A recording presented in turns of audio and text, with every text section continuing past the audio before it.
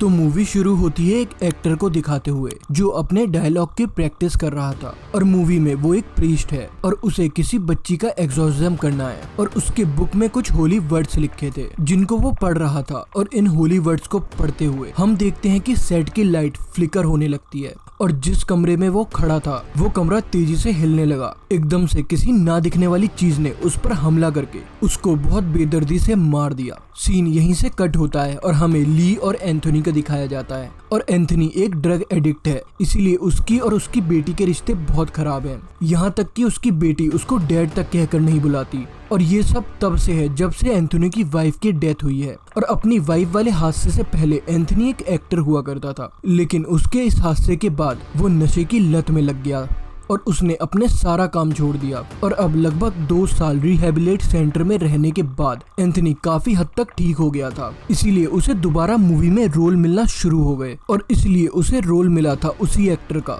जिसे हमने मूवी के स्टार्टिंग में मरते हुए देखा था। और ये रोल मिलने के बाद एंथोनी चर्च में जाता है और कन्फेस करता है कि उसने अपनी लाइफ में बहुत सारी गलतियां कर दी थी और अपनी वाइफ के मरने के बाद उसने अपनी फैमिली खराब कर दी और ड्रग के नशे में पड़कर वो अपनी बेटी से दूर हो गया। इसीलिए अब बहुत मन लगाकर काम करके वो अपनी बेटी को एक अच्छी लाइफ देना चाहता था और अपनी बीवी से माफी भी मांगता है। और अब वो अपने घर आता है। एंथोनी और ली दोनों साथ में बैठकर बात करते हैं। ली के पास भी कोई जॉब नहीं थी, इसलिए वो अपने पापा की पर्सनल असिस्टेंट बन जाती है। और अब शूटिंग स्टार्ट हो जाती है और अब ली शूटिंग पर अपने पापा के साथ आया करती थी, जहाँ पर उसे मूवी की मेन कैरेक्टर ब्लेक मिलती है, जिससे उसकी अब अच्छी खासी दोस्ती हो जाती है। ब्लेक उसको पूरा सेट दिखाती है और जब ये लोग एक जगह से गुजरते हैं जहाँ पर 2 रोबोट खड़े हुए थे, तब इनको देखते ही एक रोबोट अजीब तरीके से स्पार्क करने लगा। खैर शूटिंग अब शुरू हो जाती है। एंथोनी शूटिंग से पहले शूटिंग सेट पर मौजूद एक प्रीस्ट से बाइबल के वर्स के बारे में पूछने लगता है। और जब ये लोग उस बारे में बातें कर रहे थे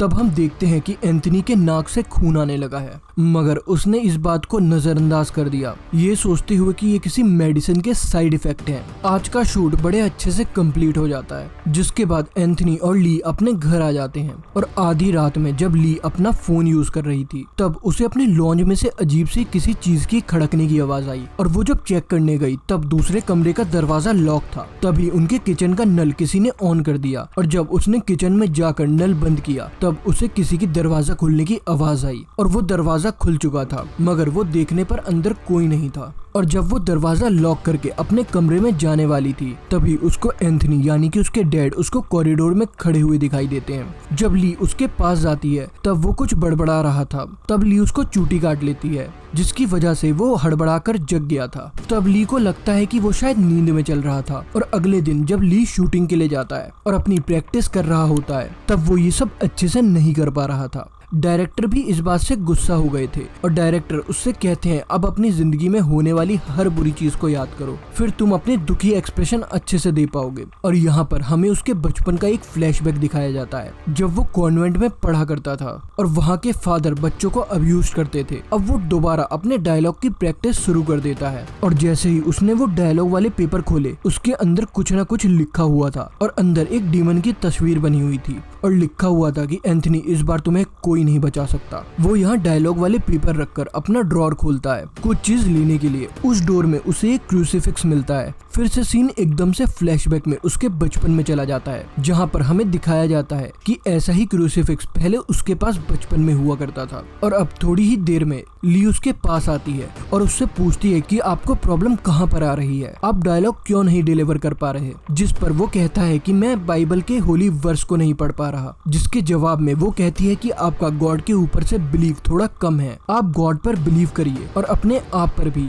तब ये काम आपको आसान लगेगा। और ये सुनकर वो उठता है और उठते ही उसको चक्कर आने लगते हैं। और फिर वो ली से कहता है कि मुझे अपने रूम में जाकर आराम करना चाहिए। और ली के हाँ में सर हिलाने पर वो यहाँ से चला तो गया, लेकिन अपने रूम में नहीं बल्कि बेसमेंट में। और ये बात ली को भी काफी अजीब लगी, इसलिए उसने उसका पीछा किया और उसे वॉशरूम से भी काफी आवाजें आ रही थी। और चुपके से ली यहाँ से सब कुछ रिकॉर्ड करने लगी और एकदम से उसका फोन गिर जाता है। और जैसे ही वो फोन को उठाने के लिए जाती है तब उसके डैड उसके सामने थे नहाते हुए और वो वहीं पर उसके सामने यूरिन भी कर देते हैं। और ली ये सब कुछ देखकर एकदम से घबरा जाती है क्योंकि अब एंथनी की आंखें भी बिल्कुल सफेद हो गई थी, जैसा कि किसी ने उसको पोजेस्ट कर लिया हो। और फिर तेजी से वो वहाँ से ऊपर चला जाता है और ऊपर जाने के बावजूद भी वो ली को अजीब नजरों से देख रहा था। ऊपर जाते ही एंथनी को भी होश आ गया था। वो अपने रूम में जाकर शावर ले लेता है और ली उसके पीछे जाकर चिल्लाने लग जाती है कि आपने मेडिसिन चेंज की है ना, ये सब कुछ उसी का साइड इफेक्ट है और आपको जल्दी से डॉक्टर के पास जाना चाहिए। लेकिन एंथनी उसकी बातों को इग्नोर कर रहा था, जबकि हम उसकी बॉडी पर काले धब्बों को देखते हैं जो कि इस बात की कंफर्मेशन थी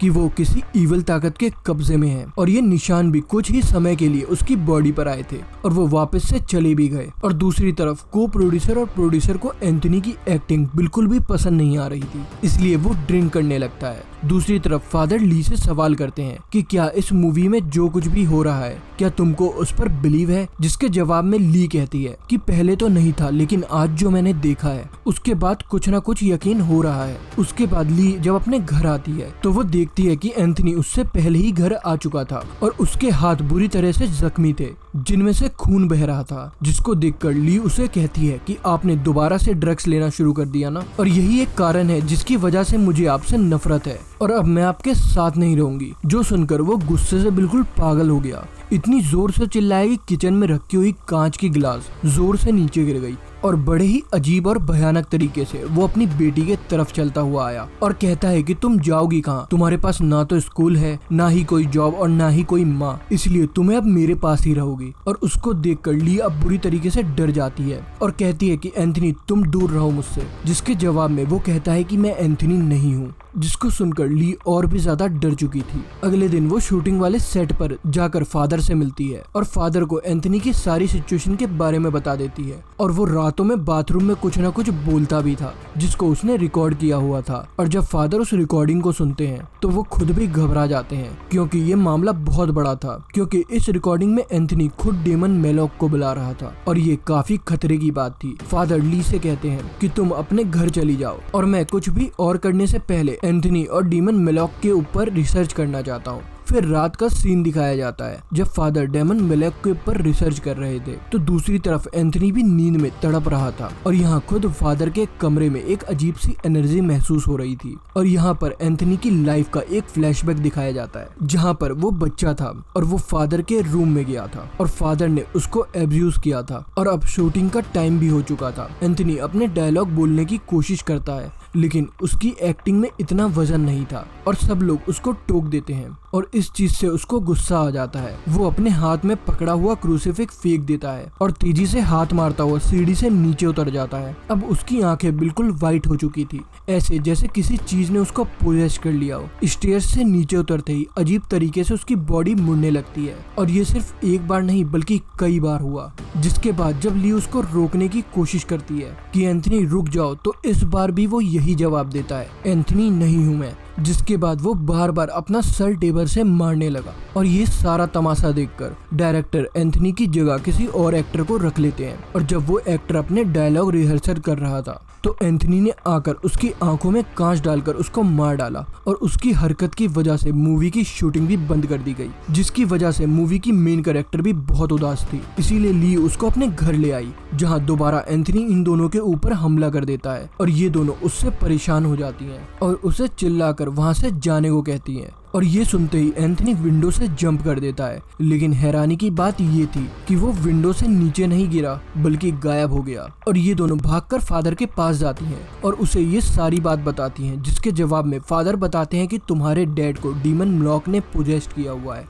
और अब वो वहीं मिलेंगे जहां से ये पोजेशन शुरू हुआ था, यानी कि शूटिंग के सेट पर। और अब जब ली मूवी के सेट पर आई तो उसे वहां पर बाइबल गिरी हुई मिली और जैसे ही वो उसको नीचे उठाने के लिए झुकती है उसके पीछे एंथनी खड़ा हुआ दिखाई देता है और डर कर वो बाइबल के वर्ड्स को पढ़ने लग जाती है। और अब एंथनी यानी कि वो डीमन भी उसी के साथ साथ उसी वर्ड्स को पढ़ रहा था, जैसे वो चीज उसी के ऊपर कोई असर ही ना कर जैसे वो चीज उसके ऊपर कोई असर ही ना कर रही हो। और अब डीमन उससे कहता है कि ये मैं सदियों से सुनता हुआ आ रहा हूँ और अब ये मेरे ऊपर कुछ काम भी नहीं करती, जिसके जवाब में ली उससे कहती है कि प्लीज एंथनी को छोड़ दो, वो मर रहा है। जिसके जवाब में डीमन कहता है कि वो तो सालों से मरता हुआ आ रहा है। और इतना कहते ही वो डीमन ली के ऊपर हमला कर देता है। इस टाइम ली के हाथ में क्रूसीफिक्स था जिसको वो डीमन के सर पर लगा देती है। इसके बाद डीमन उसको छोड़ देता है और ये क्रूसीफिक्स डीमन के सर पर लगाने की वजह से उसकी पावर थोड़ी कम हो गई थी। ऐसे में जहाँ पर फादर और ब्लेक को भी डीमन ने पैरालाइज किया हुआ था, वो भी उसके पोजीशन से छूट जाते हैं।